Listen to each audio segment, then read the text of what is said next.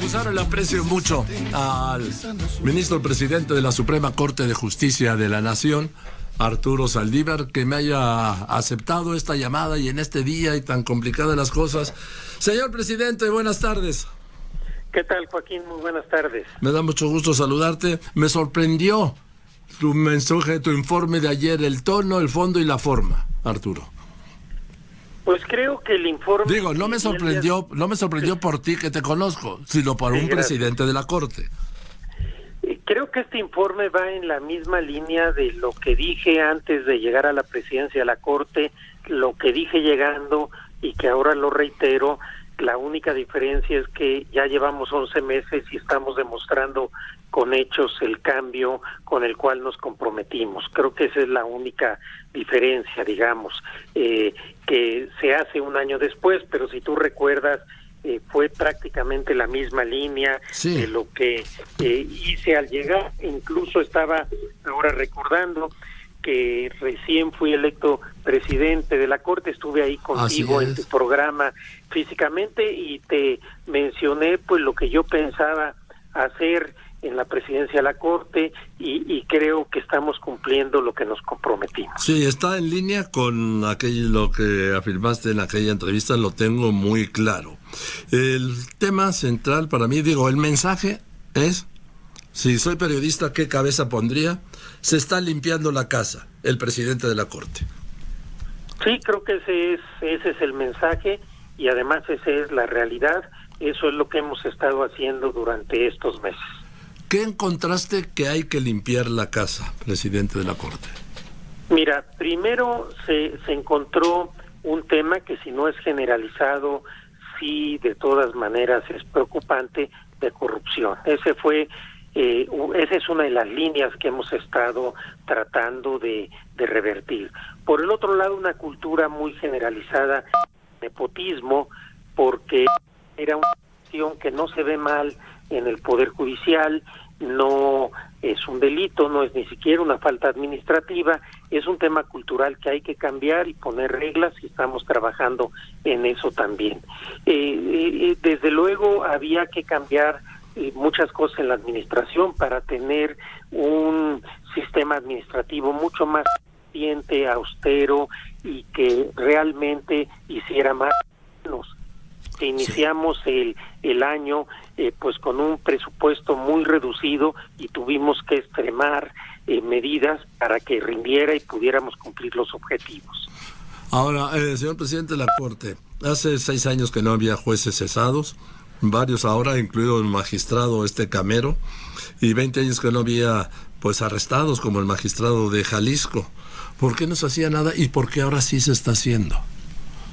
Porque esto existía. Sí, es decir, la corrupción existía desde hace mucho tiempo y creo que una de las razones por las cuales la corrupción fue aumentando fue precisamente la impunidad que derivaba de que no se persiguieran este tipo de conductas, al menos no se perseguían de manera sistemática, ordenada e inteligente. Ahora que estamos haciendo un programa ya muy claro de cero tolerancia a la corrupción, pues están habiendo sanciones, pero también está habiendo ya cambio de conducta en algunos juzgadores que actuaban indebidamente y que ahora saben que de ser descubiertos habrá consecuencias. Ahora, eso sí ya lo saben. Es más, no lo saben, algunos ya lo han padecido. Y me parece muy bien, porque decía yo hace un momento que yo creo que todos conocemos a un juez, por lo menos a un juez que ha sido corrupto. Creo que al menos en el Poder Judicial Federal es una conducta que no es generalizada, que no es mayoritaria, pero que de todas maneras lastima a la sociedad, genera desconfianza y afecta al Poder Judicial. Entonces es importante abatir el tema de la corrupción y en ese tema hemos sido cero tolerantes, cero tolerancia a la corrupción y así seguiremos. Porque en el tema de la corrupción, la gente, y con toda razón, no tiene por qué distinguir si es un juez estatal o si es un juez federal, o si es, permítame decirlo así, o si es de la Corte, o si es magistrado, o si es de paz, o si es penal, o si es civil, o si es administrativo. Es un juez, todos son jueces. Sí, definitivamente, y esto es también algo que afecta mucho al Poder Judicial Federal, que muchas conductas que no son de jueces federales, la gente no tiene por qué distinguir. Claro. Yo creo que se requiere una reforma también profunda para revisar la actuación y hacer una reforma de la justicia en los tribunales de los estados, en las procuradurías y en las fiscalías de las entidades federativas. Dijo ayer Arturo Saldívar, el presidente de la Suprema Corte, delante del presidente de la República y de los poderes, ¿sí?, lo siguiente, lo voy a citar, ¿sí? Queremos sacar de nuestras filas a los malos servidores públicos, a los corruptos, por supuesto, pero también a los mediocres, a los que no están a la altura de la investidura que ostentan, así como a los que entienden esa investidura como privilegio y no como servicio. Sí, porque se trata no solamente de limpiar la casa de aquellos que son corruptos, sino también de los que son negligentes, de los que son desidiosos, de los que son prepotentes, de los que no tienen sensibilidad social y sensibilidad humana.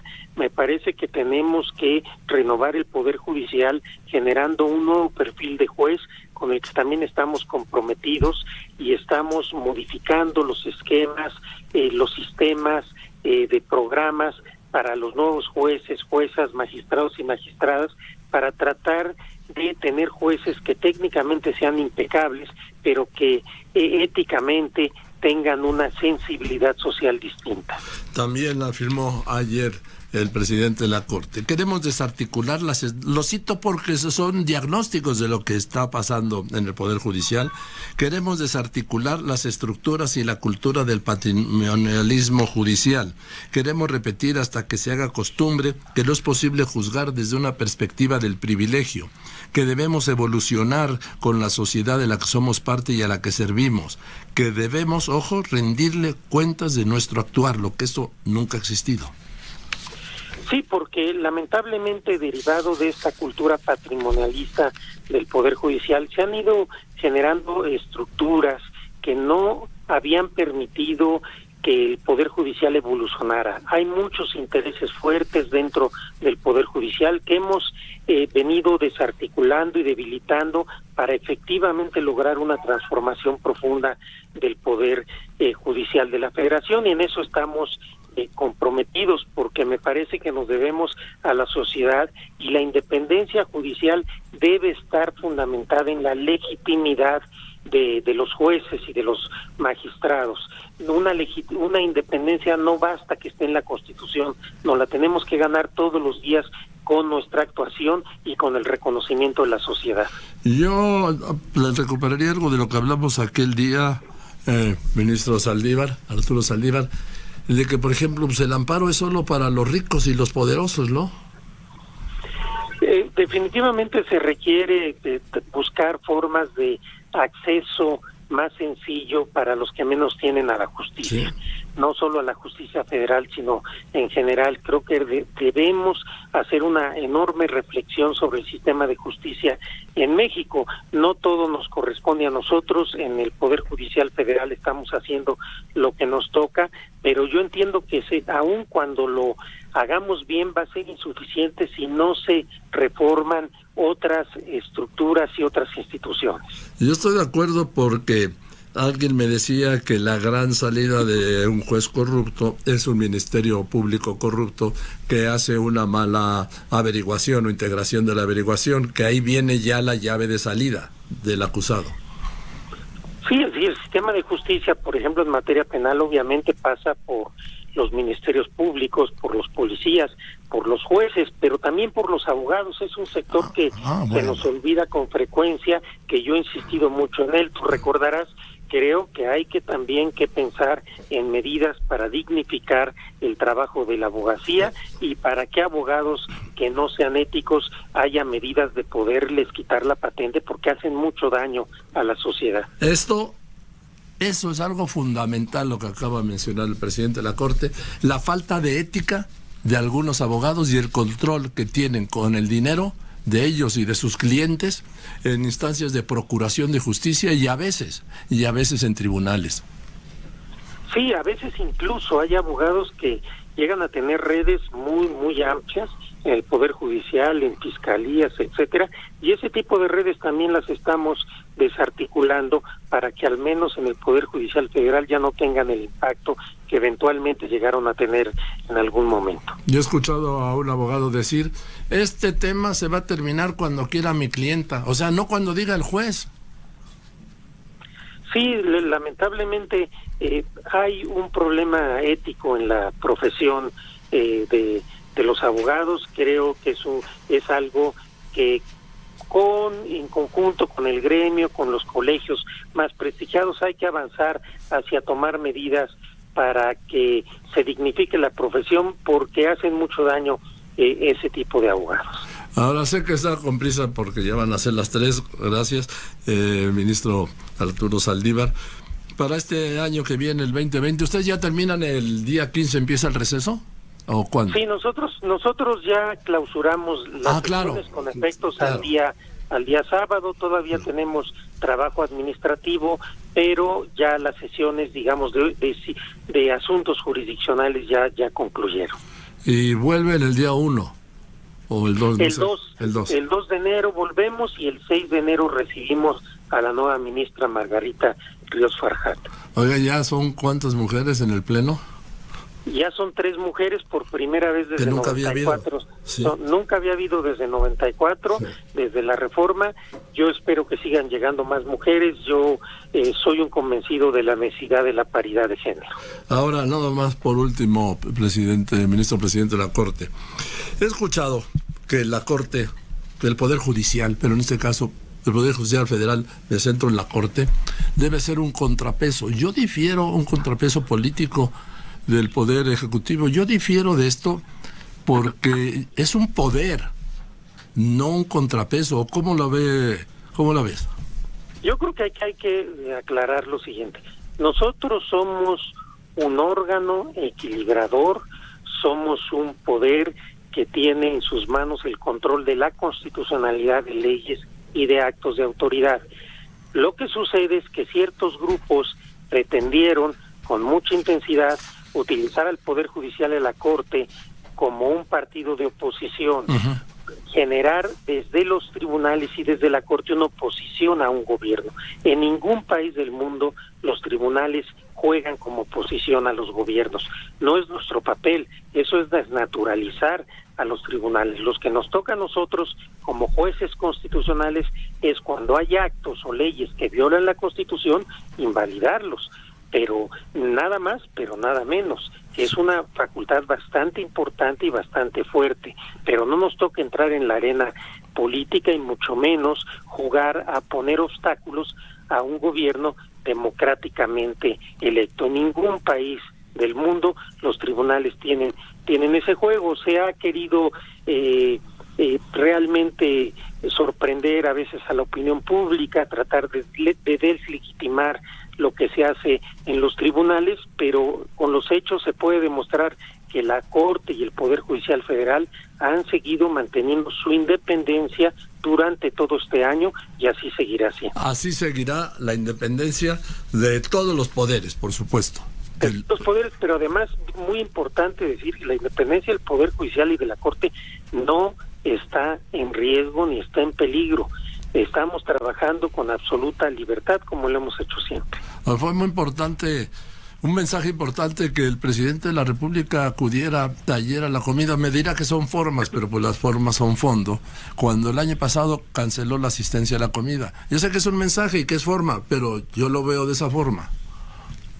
Yo creo que es un muy buen mensaje de colaboración, de una relación cordial, respetuosa, como debe ser entre poderes. No, los poderes somos parte del Estado y hay temas de Estado y no tiene por qué haber conflicto, rencillas o disputas entre poderes. La colaboración, el diálogo y una relación cordial y respetuosa siempre ayuda. Y la prueba es que a partir de esa relación respetuosa y cordial, los poderes estamos trabajando en beneficio del país. Y sin que esto quiera decir que haya ningún acercamiento o mucho menos dependencia o relación política con el jefe del Ejecutivo. A mí me llama mucho la atención ¿por qué cuando la Corte tuvo una relación cordial y afectuosa incluso con otros presidentes, no se decía que la Corte estaba sometida, y por qué con el actual presidente no podríamos tener una relación cordial, respetuosa e incluso afectuosa. Yo no veo cuál es la diferencia. Quizás la diferencia es simplemente que quienes hoy critican tienen una afinidad política distinta a la del presidente en turno, pero la cordialidad entre poderes siempre será sana y bienvenida desde mi punto de vista. Cordialidad, pero cada quien en su lugar, ¿no? Sí, como ha pasado, sí. No ha habido ni habrá ningún sometimiento, no hay por lo demás ningún intento de hacerlo. Cada uno de los poderes estamos trabajando en nuestra esfera, lo que no quiere decir que no haya diálogo y que no haya una relación cordial en beneficio del país, que esa es al final del día la prioridad de todos. Así es, pues yo, ministro presidente, te agradezco de verdad la confianza de haberme contestado esta llamada y felicidades por el informe de ayer, y pues vamos a ver cómo viene el 2020, ¿no? Así es, al contrario, Joaquín, el agradecido soy yo como siempre.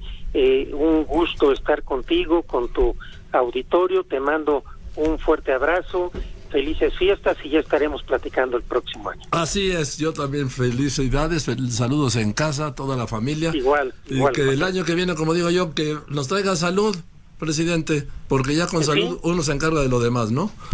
Que así sea, exactamente, Joaquín. Muchas gracias. Gracias, buenas tardes.